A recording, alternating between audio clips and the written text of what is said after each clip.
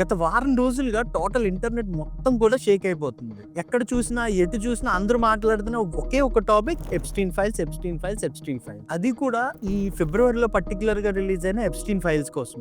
ఏదో ఒకటి ప్రతి రోజు రిలీజ్ అవుతూనే వస్తుంది. కానీ అసలు కదా ఫిబ్రవరి 2026 స్టార్ట్ అయింది. అది కూడా సూపర్ బౌల్ ఈవెంట్ లో వందల కోట్ల మంది లైవ్ లో వీడియో చూస్తుండగా, అడ్వర్టైజ్మెంట్స్ ప్లే అవుతున్నప్పుడు మధ్యలో ఒక వీడియో ప్లే అయింది. ఒక 8 మంది ఆడవాళ్ళు వాళ్ళ చిన్నప్పటి యొక్క ఫోటోలతో ఒక స్క్రీన్ మీద డిస్ప్లే అయ్యారు. వీళ్ళందరూ ఎవరంటే ఎప్స్టీన్ వల్ల బాధపడ్డవాళ్ళు. వాళ్ళ వీడియోలో అడిగిన మాట, ఇంకెన్నాళ్ళు ఈ విషయాన్ని దాస్తారు, వీటిని రిలీజ్ చేయండి, త్వరగా బయటికి తీసుకురండి, మాకు న్యాయం చేయండి అన్న ఫ్రేమింగ్ లో వచ్చేటట్టుగా వీళ్ళు మాట్లాడారు. ప్లే అయిన ఆ ఒక్క వీడియో టోటల్ అమెరికాని కుదిపేసింది. ఇది ప్లే అయిన కొద్దిసేపటికే డొనాల్డ్ ట్రంప్ ఈ టాపిక్ ని డైవర్ట్ చేయండి, లేదంటే దీన్ని సింపుల్ గా తీసేయండి, జస్ట్ మూవ్ ఆన్ అన్నట్టుగా స్క్రీన్ ముందు లేకపోతే ట్విట్టర్ ముందు ఎక్కడో పోస్ట్ చేశారు. అది కూడా చాలా వైరల్ అయిపోయింది. ఈ రిలీజ్ అయిన మొత్తం విషయంలో మనం కొన్ని డేట్స్ ని అబ్జర్వ్ చేస్తే, particularly date number 1 December 30, 2024 FBI deputy director Paul తన కింద ఉన్న అసోసియేట్స్ కి ఈ కేసుని ఎవరైతే టేకప్ చేశారో వాళ్ళకి ఒక మెయిల్ రాశారు.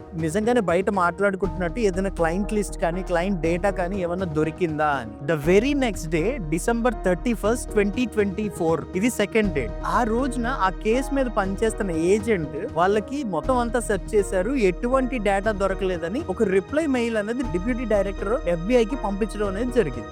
డేట్ 3 ఫిబ్రవరి 19, 2025 2 నెలల తర్వాత అదే సేమ్ క్వశ్చన్ మళ్ళీ FBI డిప్యూటీ డైరెక్టర్ వాళ్ళ కింద ఉన్న అసోసియేట్స్ కి మళ్ళీ సేమ్ మెయిల్ పెట్టాడు. అదే మెయిల్ కి వీళ్ళు ఇచ్చిన జూనియర్స్ ఇచ్చిన రిప్లై, ఎవరైతే ఏజెంట్ డీల్ చేస్తున్నారో ఆ కేసు ఇచ్చిన same reply, we found no list again, we have gone through many documents and many things but we didn't find any list or any data అనేది వాళ్ళు సేమ్ రిప్లై మెయిల్ అనేది మళ్ళీ ఆయనకి ఫార్వర్డ్ చేయడం జరిగింది. డేట్ 4 అదే నెల ఫిబ్రవరిలో 2025లో అమెరికన్ అటార్నీ జనరల్ ఫాక్స్ టీవీకి ఇచ్చిన ఒక ఇంటర్వ్యూలో the Epstein file list is at my desk అని చెప్పేసి తను ఒక పెద్ద బాంబ్ ని పేల్చింది. అందులో చాలా మంది బడా బడా పేర్లు ఉన్నాయని కూడా పేర్కొనింది. ప్రపంచాన్ని శాసించిన పేర్లన్నీ ఒకే లిస్ట్ లో కనబడితే మీకు ఏమనిపిస్తుంది? అమెరికా మాజీ అధ్యక్షుడు బిల్ క్లింటన్, ప్రెజెంట్ అధ్యక్షుడు డొనాల్డ్ ట్రంప్, బ్రిటన్ రాజ్ కుటుంబానికి చెందిన ప్రిన్స్ ఆండ్రూ, అలాగే మైక్రోసాఫ్ట్ వ్యవస్థాపకుడు బిల్ గేట్స్, ప్రపంచ ప్రఖ్యాత శాస్త్రవేత్త స్టీఫెన్ హాకింగ్, అలాగే పాప్ ఐకాన్ అయిన Michael Jackson, Hollywood stars Leonardo DiCaprio, Bruce Willis, star war director George Lucas, super model అయిన Naomi Campbell, musician David Campbell, Victoria Secret owner అయిన Leslie, మాజీ Israel ప్రధాని అయిన ఎహూద్ బరాక్. లిస్ట్ ఇక్కడతోనే అయిపోలేదు. Zuckerberg, Elon Musk తో కాకుండా Reid Hoffman, Sergey Brin, Stephen సినోఫీ ఇలాంటి పెద్ద పెద్ద తలకాయలు కూడా ఈ లిస్ట్ లో ఉన్నాయని పేర్కొన్నారు. అలా చెప్పుకుంటూ పోతే ఈ లిస్ట్ కి ఇంకా అంతమే లేదు. వీళ్ళందరూ డిఫరెంట్ సెక్టార్స్ లో ఉన్న నెంబర్ 1 పొజిషన్ లో ఉన్న సెలబ్రిటీస్ టోటల్ గా. కానీ వీళ్ళందరినీ కలిపే ఒకే ఒక కామన్ లింక్ జెఫ్రీ ఎప్స్టీన్. ఈ పేర్లన్నీ ఎప్స్టీన్ డైరీలోను, కోర్టు డాక్యుమెంట్స్ లోను, లేదంటే కాల్ లాగ్స్ లోను, ఫ్లైట్ డేటా లాగ్స్ లోను ఎప్పుడో ఒకప్పుడు బయటపడినవి. వినడానికి నమ్మశక్యంగా లేదు కదా. ప్రపంచాన్ని నడిపే ఇంతటి శక్తివంతులు ఏ రాజకీయ నేపథ్యం లేని ఒక సాధారణ మనిషి చుట్టూ ఎందుకు తిరిగారు? అసలు ఎవరి ఎప్స్టీన్? ఎప్స్టీన్ కదా ఒక సీక్రెట్ నోవెల్లా ఉంటుంది. అతను పుట్టుకతోనే ధనవంతుడు కాదు. న్యూయార్క్ లోని బ్రూక్లిన్ అనే స్టేట్ లో ఒక సాధారణ మధ్యతరగతి కుటుంబంలో జన్మించాడు. కాలేజ్ డిగ్రీ కూడా పూర్తి చేయలేదు, కానీ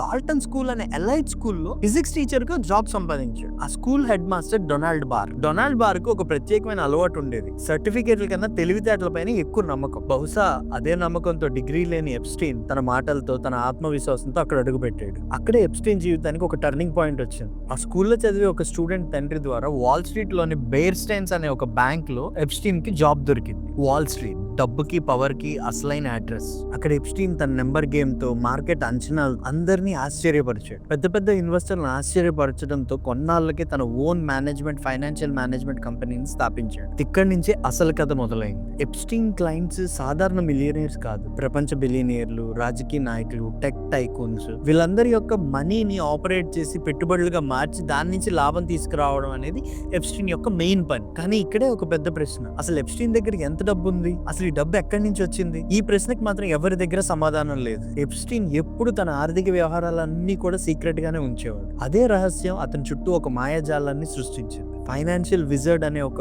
ఇమేజ్ ని కూడా క్రియేట్ చేసింది. అతని లైఫ్ స్టైల్ చూస్తే ఒక రాజులా జీవించినట్టు అనిపిస్తుంది.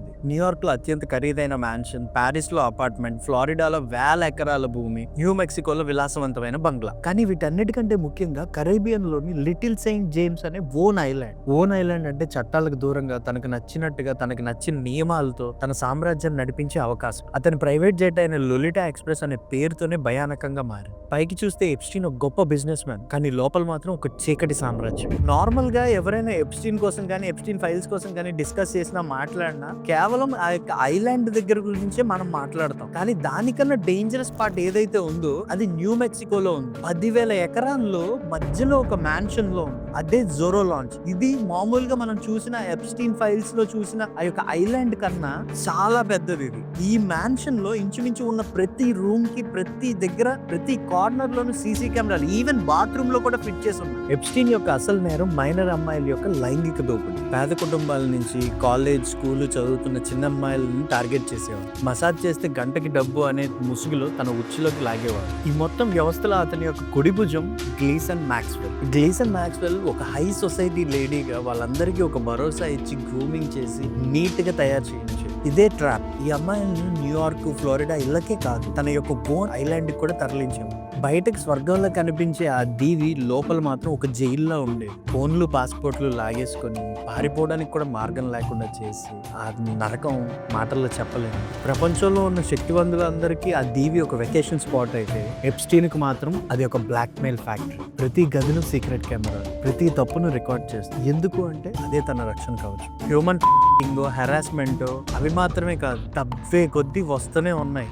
సూపర్ రేస్ అని, కొత్త రేస్ ని క్రియేట్ చేయాలని, ప్రపంచం మొత్తం తనే ఏలాలని ఒక డార్క్ మైండ్ సెట్ లో ఉన్న వాళ్ళకి మాత్రం ఇలా ఉంటుంది. 2005లో మొట్టమొదటిసారి ఫ్లోరిడాలో ఫిర్యాదులు వచ్చాయి. 2008లో సాక్ష్యాలు ఉన్నా సరే స్వీట్ హార్ట్ డీల్ తో ఎప్స్టీన్ బయటపడ్డాడు. కేవలం 13 నెలల జైలు శిక్ష, అది కూడా వర్క్ రిలీజ్. చట్టం అతని ముందు తలవంచింది, కానీ కథ అక్కడితో ఆగలేదు. 2019లో ఎప్స్టీన్ మళ్ళీ అరెస్ట్ అయ్యాడు, కానీ ఈసారి తప్పించుకోలేకపోయాడు. అత్యంత భద్రత కలిగిన జైల్లో అతడు మృతిగా దొరికాడు. అఫీషియల్ గా ఆత్మహత్య, కానీ సీసీ కెమెరాలు పనిచేయలేదు, గార్డ్స్ ఏమో నిద్రపోయాడు. హయాయిడ్ బోన్ విరిగింది, అనుమానాలు ఇంకా పెరిగాయి, బలపడ్డాయి. 2024లో ఎప్స్టీన్ ఫైల్స్ విడుదలయ్యాయి. ఇవి డైరీలు కాదు, కంప్లైంట్ లిస్ట్ కాదు, కానీ కోర్టు పత్రాలు. దాదాపు 150 నుంచి 180 పేపర్లు. పేరుందని నేరం కాదు, కానీ కొన్ని ఆరోపణలు చాలా తీవ్రమైనవి. ప్రిన్స్ ఆండ్రూస్ కేసు అయితే ప్రపంచాన్నే కుదిపేసింది. క్లింటన్ మరియు ట్రంప్ పేర్లు అయితే చర్చనీయాంశమయ్యాయి. అంతకన్నా షాకింగ్ న్యూస్ ఏంటంటే మన మోడీ తాతగారి పేరు కూడా దాంట్లో ఉందని కాంగ్రెస్ పార్టీ ఏమో ఆరోపిస్తుంది. ఇండియన్ ఫారెన్ మినిస్ట్రీ ఏం చేసిందంటే దాన్ని ఖండించింది. అది కేవలం ఇజ్రాయెల్ ట్రిప్ లో అది భాగం మాత్రమే, దానికి ఎప్స్టీన్ ఫైల్స్ కి ఇలాంటి చెడు పనులు చేసే వ్యక్తితో మనకి సంబంధం లేదు అని చెప్పేసి దాన్ని ఖండించింది. కొందరు నిర్దోషులు కావచ్చు, కొందరు మౌనంగా ఉన్నారు, మరికొందరు సిస్టమ్ చేత రక్షింపబడ్డారు. కానీ ఒకే ఒక ప్రశ్న మిగిలింది, ఎప్స్టీన్ నిజంగానే ఆత్మహత్య చేసుకున్నాడా లేక నోరు మూయించారా? Dead man tell no tales. ఈ కథ మనకు చెప్పే నిజం ఒక్కటే, డబ్బు ఉన్నంత మాత్రాన, పవర్ ఉన్నంత మాత్రాన నిజాన్ని మాత్రం శాశ్వతంగా దాచలేదు. మీ అభిప్రాయం ఏంటి? ఇది హత్య లేక ఆత్మహత్య? కామెంట్స్ లో చెప్పండి. ఎప్స్టీన్ ఫైల్స్ ని కోర్టు రిలీజ్ చేయమని, అది 1, 2 లేకపోతే 1000 ఫైల్స్ లేదు, లిటరల్లీ 10 మిలియన్ ఫైల్స్ ఉన్నాయి దానిలో. దాని గురించి ప్రత్యేక వెబ్సైట్ కూడా రిలీజ్ చేసింది కోర్టు. దాని గురించి తదుపరి వీడియోలో చూద్దాం. Until then keep watching, keep subscribing.